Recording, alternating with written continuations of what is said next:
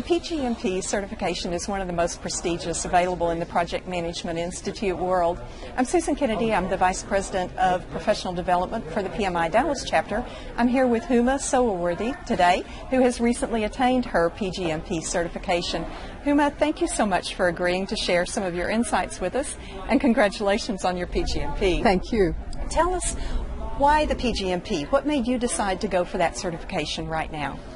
I've been thinking about it for some time, Susan, but this year I started my own consulting company, and it seemed the next logical thing to do to get the credential, to be able to have this verification that I had the know-how and the experience to provide program management services, and especially for clients that I haven't worked with before.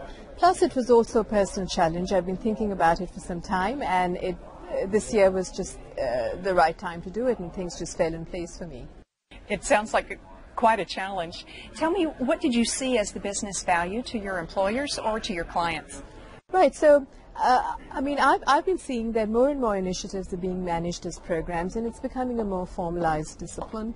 From an employer's perspective, it sets you apart from your peers in that it shows that you can take on key strategic initiatives within the organization and can ensure that they're strategically aligned, and then there is the benefits that are identified up front are actually tracked and monitored and delivered. From a client perspective, it shows that you do have the credentials to provide the program management services as part of your service catalog. Right.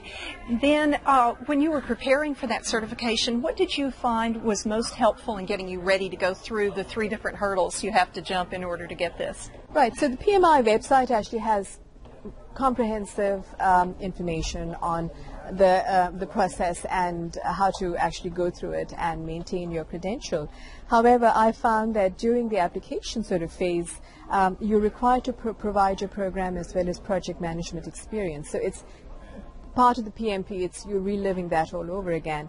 So I would suggest for those of people who've actually done their PMPs to use that experience so that they can actually focus on the program management the piece. From the panel review perspective, make sure that your program management experience contacts know about it, and they're ready to verify your experience in case your application is audited. And from the MRA, the multi-rater assessment perspective, make sure that your 12 assessors are on board and they have the bandwidth to actually verify your experience when you get to that stage. Okay, sounds like good advice. Now, did you use a mentor or go through a boot camp when you were preparing for this? I did not have a mentor per se. However, I did join a group on LinkedIn. It's called the PgMP Practice Questions and Answers Group. It's comprised of professionals who've got the PgMP or are thinking of taking that or in the process of doing that, it, and I got a lot of help in all the 3 stages from them. Also, I enrolled in the online boot camp that UT Dallas provides. I found that very, very helpful in that I could study and prepare for the exam at my own pace, and it also provides a link between the program management standard as well as the exam content outline. So I found that extremely helpful. That sounds excellent. Is there anything that you would skip doing next time that you did in preparation? I think I went a bit overboard and bought lots of study material, which I think was distracting more than anything else. So whoever, and I think if I were to do it again, I would just stick to one author and use, those self-help books or preparation books, plus the boot camp. Yeah. So I would definitely not go overboard next time. Okay, that makes sense. Right. Now, a panel review always sounds a bit intimidating. What do you think the panel was looking for to verify when you went through that?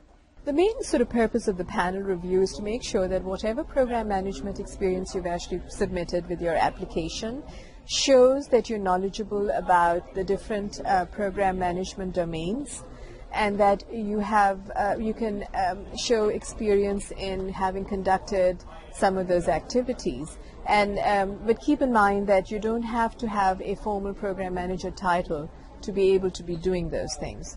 So that's really the focus of the panel review. Okay, that makes sense. Now, was there anything in your particular background that you found very helpful in showing and demonstrating that experience and the skills? Right. So before I started my consulting company, I managed a PMO for 4 years. So, and the experience that I gained there in terms of governance, in terms of portfolio management, benefits management, really helped me answer some of those questions in the application. But another thing that I would sort of suggest is before I submitted my program management experience, I read the standard to understand what they were looking for, so I could take my real life experience and then tailor my answers accordingly. So that's another tip I would sort of recommend. That's excellent. Now I understand that the exam is changing in the next year, and by July 2013 there will be a new exam out. What do you recommend for people who are preparing to take it? How much time should they allocate, and which one should they study? Okay, so the new version 3 of the Program Management Standard is going to be out on December 31st, 2012. So anyone who's thinking of sitting the exam before or on July 31st, 2013 should stick to version 2. Anyone who's thinking of taking the exam after that should refer to version 3 of the standard. It takes anywhere between 3 to 9 to 12 months. It took me about 9 months from start to end. So I would recommend, realistically, set aside 6 months to get through this process. Okay, excellent. Now, this has been so great. Do you have any closing thoughts, anything additional that you'd like to add? Yes. Make sure if you are planning to do it, make sure that you have the prerequisite number of hours. That's very important for project as well as program management. Yeah. Make sure that your assessors, there are 12 assessors for your last stage, are on board up front before you submit your application. Don't leave it till the end. And also use your real life experience to understand what the framework is all about, the standard. That helped me tremendously. Excellent. Well, thank you so much. Thanks, Susan.